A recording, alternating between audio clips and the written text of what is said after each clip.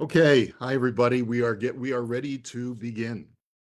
This is Danielle Karapkin speaking to you um, from Thornhill, Ontario for webyeshiva.org, a wonderful platform of a whole variety of Torah content. And we are studying Moreh Nevukhim, Maimonides' Guide for the Perplexed. Last week, we had just begun section 3, the third and final section of the guide. So we are, moving along quite nicely. We are going to do chapter 1 today of section 3, which begins in the Pines edition on page 417. And we'll also try to get through about half of chapter 2, time permitting. I want to point out a couple of important things. First of all, the introduction that we provided from the Rambam in section 3 really laid out the Rambam's project for the next several chapters, which is to provide us with a depiction of the cosmos using primarily the first chapter and a little bit of the 10th chapter of the book of Ezekiel, what is known as Ma'aseh Merkavah, the act of the chariot, where Ezekiel has a vision of certain kinds of chayot, or angelic beings, who surround the chariot of God. And these angels, according to the Rambam, are providing us with some glimpse of how the interaction works between the heavenly realm and the terrestrial realm in which we live. And for the Rambam, this is considered to be a noble endeavor to try and figure out the depiction of reality as it appears in Tanakh, because Tanakh is the words of Scripture are providing us with an accurate depiction of the workings of the universe, and as such, it is man's important project to be able to understand intellectually the workings of the universe so that he may better understand God. And through a better understanding of God, man fulfills his ultimate objective, which is to become as close to God as possible through that intellection. I'm now going to share my screen with you because it contains a lot of important information that I want us to discuss for today. We're going to go through a lot of material today. I'd like to cover it at a brisk pace, but certainly not to rush through anything. So just to review the project, which is in our outline, number 1, the project is to examine the verses of Yechezkel's vision of the chariot and explain them in such a way that they depict that which science demonstrates is the working of the cosmos. And when I say science, it's the science of the Rambam's time. The Rambam was an Aristotelian philosopher. And as Aristotle explained physics and metaphysics, the Rambam believed that Aristotle got it right almost all the time. And therefore, he's going to find references to Aristotelian science in the work of Yechezkel in the Ma'aseh Merkavah.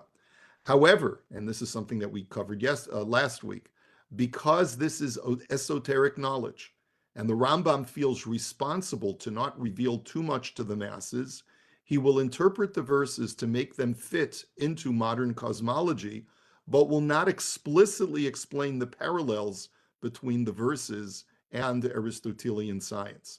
And this is really quite fascinating, is that the Rambam is going to tell us this is how you should correctly read the verse without telling us why we should correctly read the verse that way.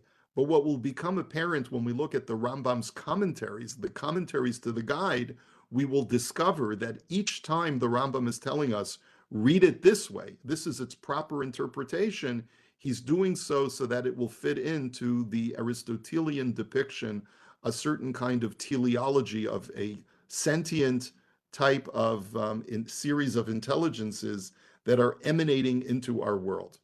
Now, I want to point out something that we've learned many times. The Rambam had taught us in the general introduction to the guide that there are a lot of chapters that are not going to be adjacent to each other, but which have logical adjacency. And a perfect example of this is what we're going to encounter now.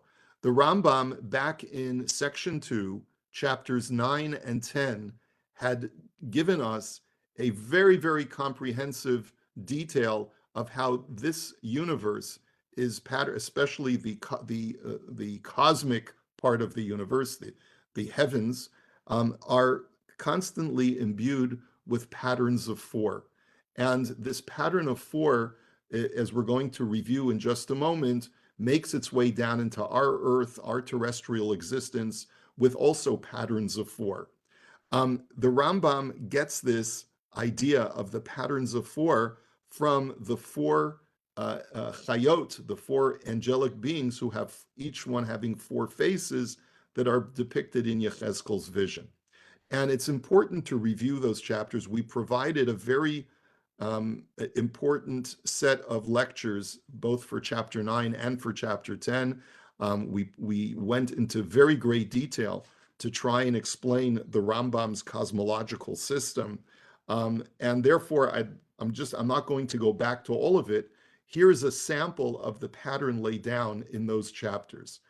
So first of all, the Rambam had told us that there are four globes or sphere clusters containing stars. And the difference between a sphere and a globe, using Maimonidean language, is that a sphere is two-dimensional. It's flat, it's transparent, and it represents a moving body that is completely spherical, that is revolving transparently around our planet, and our Earth, I guess our terrestrial plane, and embedded within that transparent sphere are certain heavenly bodies.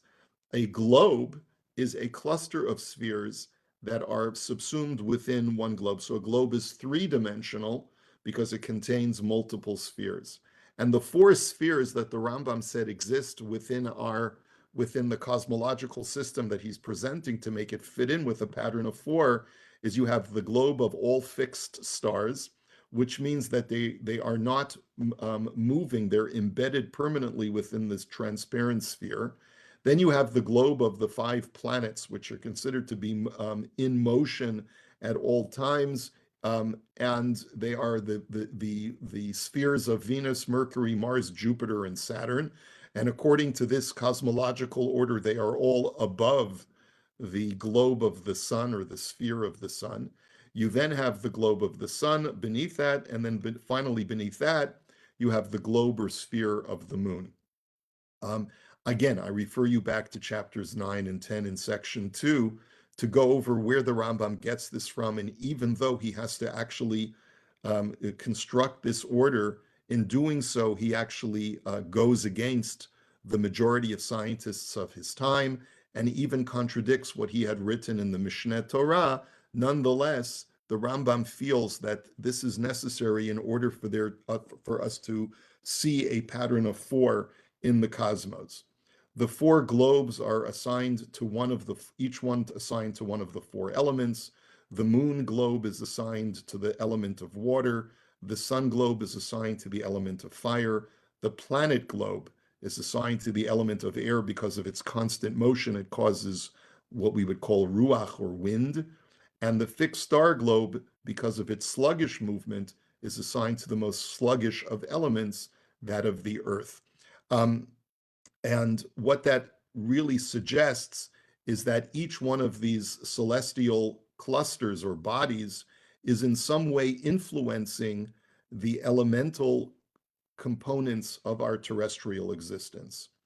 The forces proceeding from the spheres, and this is something that the Rambam had discussed not so much in chapters 9 and 10, but back in chapter 72 of the first section, that the Rambam had said that there are four levels of creation. There's the inanimate and inorganic, like rocks. Then there's plant life, or what he called vegetal life. There is animal life, and then there's human life. Those are the four levels, going from the most simplistic to the highest level. And each one of these levels contains some kind of force that gives it substance. And the four spheres or the four globes provide different influences in order to give rise to these four levels of existence in our terrestrial plane. And finally, the four causes of motion within the spheres, and we're going to touch a little bit on this today, is that the shape of the sphere, its roundness, allows for circular motion. And of course, the most perfect motion for an Aristotelian is completely circular motion. Each one of the spheres contains its own soul, which causes it to move, and each sphere has something which incites it to move. In other words, the soul allows it to move, and what gives it its incentive to move, its intellect through which it cognizes, so that each celestial sphere has something that we can sort of compare to a human intellect that has sentience.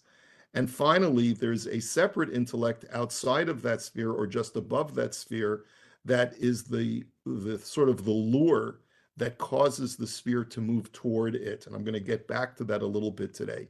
But this is all just a review of what we had seen in the prior chapters, and especially in section 2. And that's why I'm not spending a lot of time on it, because the Rambam takes it for granted when we go into chapters 1 and 2 that we already know all of this information. The function of the first 7 chapters of section 3 of the guide is to really go into a verse by verse exposition of the Ma'aseh Merkavah of Ezekiel, primarily chapter 1, and to really explain it properly so that it fits into this Aristotelian cosmological model. So the Rambam starts off chapter 1, which we're just going to spend a short amount of time on. He says, "It is known that there are men, the form of whose faces resembles that of one of the other animals." Meaning that sometimes you look at people's faces, one person may be somewhat dog-faced, another person may be somewhat bear-faced, another person may be somewhat dolphin-faced or whatever, or another person may have sort of like a bird-like appearance. And therefore, when Ezekiel describes the different faces of the chayot in Ezekiel chapter 1, and if you recall from the scripture itself, it says that one of the faces had the face of a man, the Pnei Adam. It's right here in verse 10 of Ezekiel chapter 1. Udemut Pneihem Pnei Adam, the face of a man, Ufnei Aryeh, the other one had the face of a lion. Ufnei Shor, another one had the face of an ox. That's usually how we translate the word shor. And Ufnei Nesher La'arbatan, and the fourth face that each one of the chayot had was the face of an eagle. And the way that Ezekiel is describing it is that there are 4 chayot.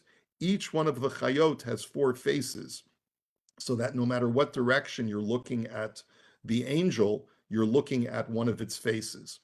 But all of these merely indicate the face of a man that tends to have a likeness to forms belonging to other species. In other words, the thrust of the entire first chapter is simply this.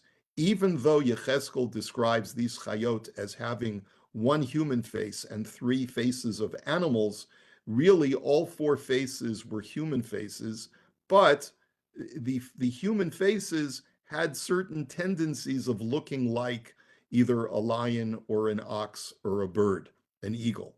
And it's not that they were actually the face of a lion, but it was the face of a human having lion-esque features, or ox-like features, or eagle-like features.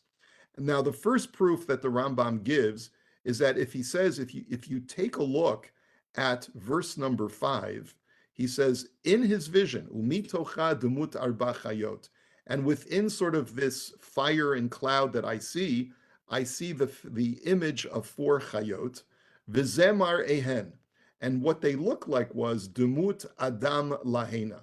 They all had the visage of a human being. And that seems to imply that even though 4 faces are described, and 3 of those 4 faces are animal faces, really the fact that it says Dumut Adam Lahena, that implies that they all had human faces. Now, I could have easily read the scripture a different way. I could have read that the words Dumut Adam Lahena means that they stood upright like human beings, but that their faces may have been faces of animals. But the Rambam does not like that reading, and we're going to get to why that is shortly. The second proof is from the second depiction of Ezekiel's chariot's vision, which appears in chapter 10. And for now, even though we may go into this a little bit more in the ensuing chapters, for now we're only going to look at two verses in chapter 10 of Ezekiel, where Ezekiel is depicted as having another vision. But what the Rambam is going to demonstrate to us is that it's really simply a recapitulation of the first vision in chapter 1. It says there, Ve'arba'a fanim le'echad, there were four faces to each one of the chayot, Pnei ha'echad, pnei ha'keruv. The first face was that of a cherub. A cherub is a small child. Ufnei hasheni pnei adam. The second face was that of a man. Vahashlishi pnei aryeh. The third was the face of a lion. Vaharevi'i pnei nasher. And the fourth was the face of an eagle.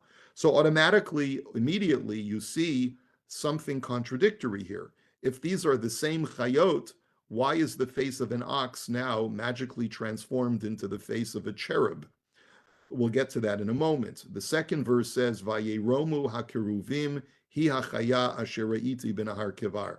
These keruvim, these angels, were quite elevated, and it was the same chaya that I had seen in the Kevar River, which is the vision that Ezekiel has in Ezekiel chapter 1, where he says that I'm in the Chaldean land, Al Nahar Kevar, over the Kevar River. So, as the Rambam writes, strangely, the face of the ox is transformed to the face of a cherub, a small child. Furthermore, says the Rambam, ox is omitted to signify something that I have alluded to previously, and what the Rambam is referring to is the end of chapter 43 in section 2, where the Rambam was talking about the phenomenon of prophecy. And in that chapter, the Rambam had stated that sometimes scripture will use a word that is meant as an indicator for something completely different that sounds like or has similar letters to the word that the prophet is envisioning. So the example that the Rambam gives multiple examples, particularly from the book of Zechariah at the end of chapter 43, and I would refer you back to that chapter. But for our purposes, what the Rambam is pointing out here is that the word shore, the word ox, does not literally mean an ox. But many times a prophet will have a vision of something that is for example, in this case, he'll see the vision of an ox, but really the message to him is, think about that word ox in Hebrew and apply its other meaning, and that will be the true message that I am conveying to you. And so, according to the commentaries, the word for ox is shor, and shor means vision. As in Shir HaShirim, it says, Toshuri Merosh Amana. You will look out, you will gaze out from the top of Amana. Or like Banot Sa'adu Alei Shur. In reference to Joseph, it says in the book of Genesis that the daughters went up to be able to have a glimpse of the beautifully handsome Joseph. And therefore, what the Rambam is saying here in a very sort of elusive way, in a very esoteric way, is that the word shore does not literally mean shore. Just like I've mentioned to you before that lion and eagle do not literally mean those faces, but rather human faces. The same thing, and especially the word shore, is changed into a cherub because they were all human faces. And the word shore was simply an allusion to the fact that this was a very sublime visionary experience. Now, the Rambam then says at the end of chapter 1 that one may not suggest that the vision in chapter 10 was of a different type of angel, since it states, this is the same chaya that I saw in Har Kevar. And the last sentence perhaps is the most cryptic of all. Thus, that which we have begun to make clear has become clear. And that's why, like, what in the world does he mean? Now that I've explained to you that all of the faces of the chayot are actually human faces, I've started to explain to you things which will help clarify what I started out this project for, which is to make all of cosmology that is depicted by Yechezkel fit into the cosmological system of Aristotle. Now, what in the world is going on? How does depicting all of the faces of the chayot as having human faces now make this better fit into a scientific model of Aristotle? Now, we'll primarily be using the commentary in the next 7 chapters of the Shem Tov, which is Rabbi Shem Tov ibn Falaquera from the 13th century Spain. We'll just call him ST in our notes. The commentaries of particularly the Shem Tov observe that the Rambam is imputing humanity to the pattern of four in the cosmos, since each of the four celestial globes possesses sentience and human desire, purely human qualities that are in line with man's tselem Elokim, having been created in God's image, and having possessing intellect, since they are of a higher order of creation more than anything else in the world. Hence, they must be at least analogous to the human being. The Rambam's contention is that the intelligences that occupy these celestial bodies are of a higher order than even the human being.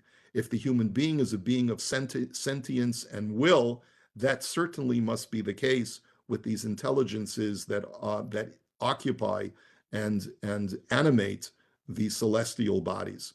This is something that the Rambam has mentioned before, and he will continue to mention it.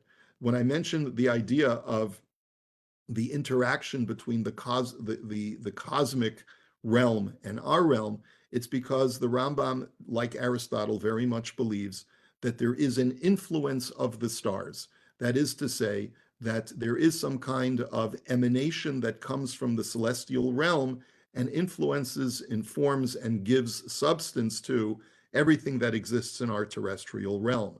And as such, we need to appreciate that there is a sentience that is doing this, that is sort of acting as an intermediary of God in order to endow all of our terrestrial existence with the characteristics that it possesses. Now, Ad Khan chapter 1, we're now going to go into chapter 2. We'll probably only get through half of chapter 2 today because it's a more lengthy chapter. I'm not going to go into too much of the text inside just because of time constraints, but let's at least begin to see the structure. Now that we know what the Rambam is doing, is that he's going to tell us this is the correct way to read the verses. He will not tell us explicitly why he's doing so, but we'll look at the commentaries, primarily Shem Tov, to be able to understand how all of what the Rambam is saying is making Yechezkel's vision conform to Aristotelian science. Ezekiel envisions four chayot.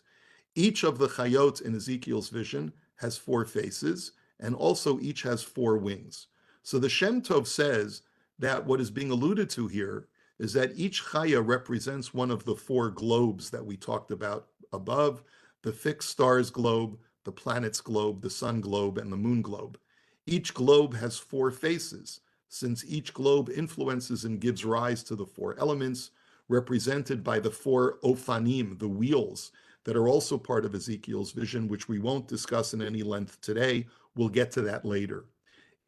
But it's important to know that that's what the ophanim represent, is that they are sort of like the prime elements that are being emanated into our world. Number two, each chaya also gives rise to the four orders of terrestrial creation: the inorganic, plant life, animal life, and human life. Number three, each chaya has four wings. So, in other words, the four faces of each one of the chayot is sort of contributing to the four elements, and the four faces of the four chayot also represents the influence that each of these chayot gives to all of the different levels of existence on our planet. Each chaya has four wings, which represents the four forces or causes for the motion of the globes that we talked about briefly above. What is it that causes the celestial spheres to move, to be in constant motion? So we mentioned above that there are four sort of causes, four things that are the reason, or that are the basis for the motion of the celestial spheres. And the four wings in Ezekiel's vision represent the motion, because wings is what causes you to fly, to move, if you're an angel or a bird. And therefore, the four wings represents the four Aristotelian causes for the motions of the spheres. Next, Ezekiel envisions each chaya as having two human hands. That's what it actually says in the scripture. If you go back and you look at the text of Ezekiel chapter 1, He says, Videi Adam mitachat kanfehem al arba'at rivehem, that they had the hands of human beings, um, is what these angels had. And if they had the hands of human beings, that means that each one of these chayot has two hands, two arms. Okay. Now, what does this mean? This the Shem Tov says that this refers to the fact that the chayot have human productive tasks of emanating to our realm, not like an animal who just acts on instinct, but rather there's a sentience that causes these angels to be productive in the way that a human being who's working in a factory or in any kind of industrial setting would be working with his hands. The two hands represent the dual function of the chayot, the bringing about of new creations and phenomena, and the maintenance of already existing creations. Again, this is Aristotelian terminology that there are two functions of sort of emanation of the cosmos, one which brings about new phenomena and new creations, and the other force which maintains that which already exists. Next, the chayot are depicted in verse 7 as having regel yeshara, as having straight legs without any knee joints. And as a result, these legs can never sit. They are also described as being like the bottom of their feet are like that of a calf. As it says in verse 7, the kaf raglehem kekaf regel egel. The palm or the bottom of their feet are like the bottom of the foot of a calf. Now, what in the world is that depicting? So the Shem Tov explains that straight legs indicate that the globes are simple and unitary and that they are constantly in motion, never resting. Because if you bend your legs, it's to sit down. And these spherical heavenly bodies never are at rest. The reason why the feet are defined as that of a calf is because the word egel, just like the word shore that we saw before, is a play on words. The word egel also comes from the word agul, which means round, describing both the shape of the globes, describing the shape of the heavenly bodies, and the trajectory of their orbits, which is always constantly in a circular motion, which according to Aristotle is the most perfect of motions. The angels are described as choverot isha el achota, completely attached without space between them. But then in verse 11 it says that their heads and wings are separate from each other. So it seems like what Ezekiel is describing is bodies that are mamish touching each other and are really squeezed against each other, but it's only the heads and the wings that you can note are disparate from each of the other chayot. Ufnehem v'chanfehem prudot milamala is what it says in verse 11, that both their faces and their wings are separate from each other, but not their bodies. So the Shem Tov explains that this attachment of their bodies indicates that the globes are like the skins of an onion without anything separating them. These concentric spheres and globes that contain multiple spheres are all touching each other in a perfectly aligned cosmological system. And that's really why the bodies are depicted as being touching each other. The detachment of the heads and wings from each other indicates that the movements of these globes are not motivated by the terrestrial realm. Rather, their movement is motivated by their desire to attach to the realm or sphere immediately above themselves, constantly aspiring to reach a higher level. Now, this goes to what the Rambam had said before, and that is that it would not be logical to think that the reason why the spheres are moving are in order to influence and to service the terrestrial realm. You don't have a king who services a subject, and therefore you don't have a higher level order of creation, the celestial spheres working in order to serve man or in order to serve our terrestrial existence.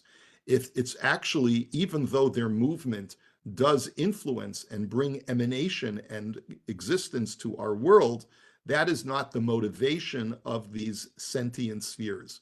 Rather, their motivation is the sphere that is directly above them. They see the motion of the sphere that is above them, and they are constantly aspiring to come closer to the spheres that are above them, ultimately trying to aspire to become closer to God himself. And that is the model that both Aristotle and the Rambam feel is a model that is not only inspiring to the human being, but also an accurate depiction of reality. When we think about it from a Musar standpoint, our goal should constantly be aspiring, like when we think about the angels that we describe in our prayers. Ve'hofanim v'chayot hakodesh b'rash gadol mitnaseim lumat haserafim. We say that in our prayers, that the ofanim and the holy chayot are trying to reach the level of the seraphim, which are directly above them. That's the way we depict it in our prayers, to be inspired that every human being is trying to constantly aspire to reach that higher level.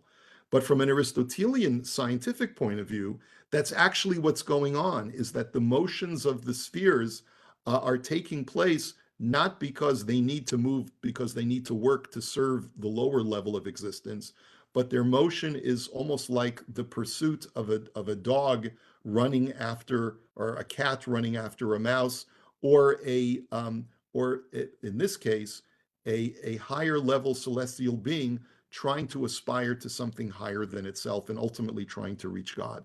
And that's the reason why the heads of the chayot are depicted as separate, to point out to us that their source of motion is above in the head, trying to, each one of the chayot, trying to reach out and to reach higher, not being connected, not being sort of going along with what's going on down below, but trying to be independently going higher and higher through their wings and their heads to that which is above them. That's the way the Rambam understands it, at least according to the Shem Tov. Next, they are described as v'notzitzim ke'ein nechoshet kalal. In verse 7, these angels are flashing like polished copper. And the Shem Tov explains that the illumination of these chayot, or these globes, is coming from the twinkling and shining celestial bodies that are embedded in each one of the four globes. Then the motions of the chayot are described. There is no turning, no deviation, no curve, but only consistent motion. And that's really what the Rambam is saying can be found in the verse itself, when it says in verse 12, Lo yisabu belechtan, that these angels were not deviating at all in his vision from their regular trajectory, and that each one of the chayot went in the direction that its face was turned. That's also in verse number 12. It says, V'ish el ever panav yelechu, that each angel went in the direction of the way its face was facing. El asher yihi shama haruach lalechet yelechu, wherever the ruach was of its face, that's where they went. Now, of course, immediately you're struck with an inherent contradiction. If Ezekiel's vision describes each one of these chayot as having four faces, and each face was facing a different direction, how could he then say that the motion of the chaya was going towards whatever direction its face was facing? If it has four faces, then how can it be going in any one direction? So the Rambam actually says, would only that I knew to which face. I have no idea what scripture means in that context. Now, he doesn't continue. He just leaves that as a question. But the Shem Tov in his commentary explains as follows. First of all, this all means that each globe travels by a different unique force in charge of that globe. Thus, each globe follows its own face or direction. It doesn't literally mean the face of the angel, but rather each globe or sphere has its own unique direction that it follows, which is why each globe moves in a different direction and at a different speed. We have each one of these globes moving at a different trajectory, some moving from east to west, some moving from west to east, some moving from north to south, and each globe is also moving at a different speed and at a different velocity. But they're all commonly moving in a circular motion around our terrestrial existence. When the Rambam writes, would only that I knew to which face, he means that he doesn't understand the basis for each individual force and why different globes travel at different trajectories. Regardless of that mystery, such independent motion of each globe and sphere is necessary in order for the universe to function properly. That is to say, that if each sphere would move in exactly the same direction, the world would cease to exist. In other words, there's a perfect balancing of all of the motions of the spheres such that it gives rise to all of our terrestrial existence and it allows us to exist. That balance may be mysterious as to why some spheres move in one direction and at one speed and others move at a different speed, but it's like a perfectly balanced mechanism within a clock where all of the different gears are moving at different speeds in different directions, but they all contribute to the holistic whole. Next, the Chayot's movement is described as Ratzo Vashov Kimar'e Habazak in verse 14, back and forth like the image of lightning. Back and forth implies an orbit that continually maintains its orbit, such that it keeps coming back to points where it previously resided. And the Rambam points out that the reason why the verse does not say haloch uvo, but instead says ratzo vashov, he points out that there's a difference in Hebrew between those two terms. They both imply going out and coming back, which really implies a constant movement in the same orbit, such that you are always revisiting the place where your previous rotation was. That's what Ratzo Vashov means, like the movement of the celestial bodies. But Haloch Ubo could mean the same thing, there's a subtle difference between the two. The latter implies that the body in motion seeks a final destination, and once arriving there will come to a rest. This is not the case for the celestial globes and spheres, whose movement is continuous. They don't have an ultimate destination that upon arriving there they will stop. And that's why Ratzo Vashov is used and not Haloch Ubo. Next, the reason the movement is compared to the movement of lightning is because lightning, number one, is luminous, and we said before that these chayot were luminous, but also lightning appears to emanate from the sky and then return back upwards. And if you want to study the phenomenon of lightning, it turns out that lightning both emanates from the sky and emanates from the ground.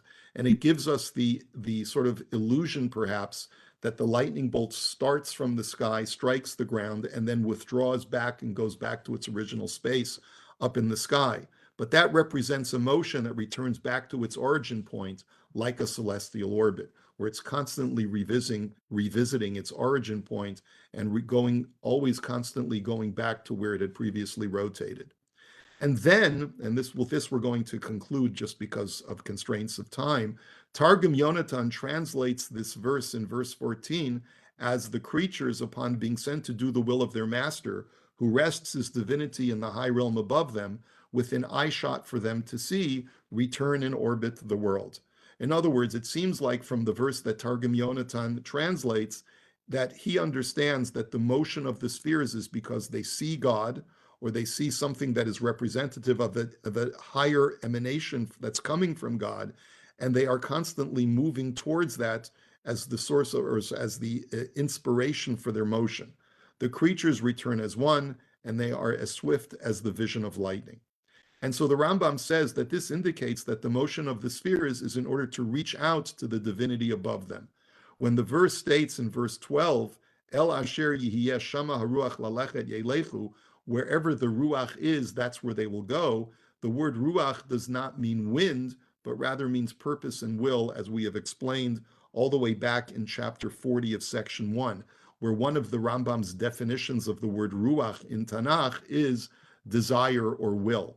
In other words, each one of these celestial spheres has a unique will that is informed and motivated by trying to become closer to the level of sentience and intelligence that is immediately above it, which to that sentient sphere represents the divinity, represents God's presence.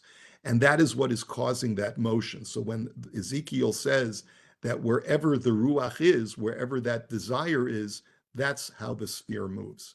And the Shem Tov says this refers to the separate intellect mentioned above that causes the sphere to move in its unique direction and velocity. And finally, Targum Yonatan also translates that phrase from verse number 12, that la'atar de tihave taman, to wherever the will was for them to travel, they traveled. They would not turn when traveling. The Targum seeks to dispel the notion that God might at some point change the direction and trajectory of one of the spheres. This is not the case, and this is signified by they would not turn when traveling, meaning that their trajectory was permanent and unchanging. And the Rambam just concludes that paragraph, which is now we're all the way, just for you, if you wanted to follow the text, we're all the way on the top of page 420. Understand this wondrous explanation. So for the Rambam, this is really amazing. This is really sort of trying to provide us with insight that the verses of Yechezkel are actually depicting that which Aristotle and his students depicted as the motion of this teleological, sentient, cosmological order. I just want to point out, as we did when we studied chapters 9 and 10, this exercise may seem to be somewhat cumbersome and somewhat non-purposeful for those of us who have a completely different depiction of the scientific order, where we don't see that the laws of physics are any different in the cosmos than from what they are in our existence, completely different from the Aristotelian depiction. The endeavor, however, or the project of the Rambam is what we should stay focused on. If indeed the Rambam's project is to say, I know the scientific order as science explains it of my day. My goal is to try and see how Tanakh is communicating that scientific order. And as we pointed out when we studied chapters 9 and 10 of the second section, the Ramban at the beginning of Genesis does the same thing when he describes the depiction of Ma'aseh V'Reshit, of the act of creation as it's described in the first few verses of the Torah, as being consistent with the Greek depiction of what some kind of Big Bang. And modern scientists today who are of a religious bent have also done the same. Gerald Schroeder, for example, in his book Genesis and the Big Bang, does that. This is all an extension of what the Rambam is saying is a worthwhile endeavor to try to find a biblical allusion to scientific reality. Because if indeed God is the author of Tanakh and provides man with prophecy, he is also providing the early prophets with a glimpse of scientific reality that we have to sort of decipher based on our knowledge of modern science, of modern astrophysics, and the like. So this is where we're going to hold it for today, my dear friends. I hope that you got something out of it, if not an entirety of a depiction. We'll finish chapter 2, Bezrat Hashem, next week, and I look forward to seeing you then. Thank you, everyone, for joining us. Have a great day.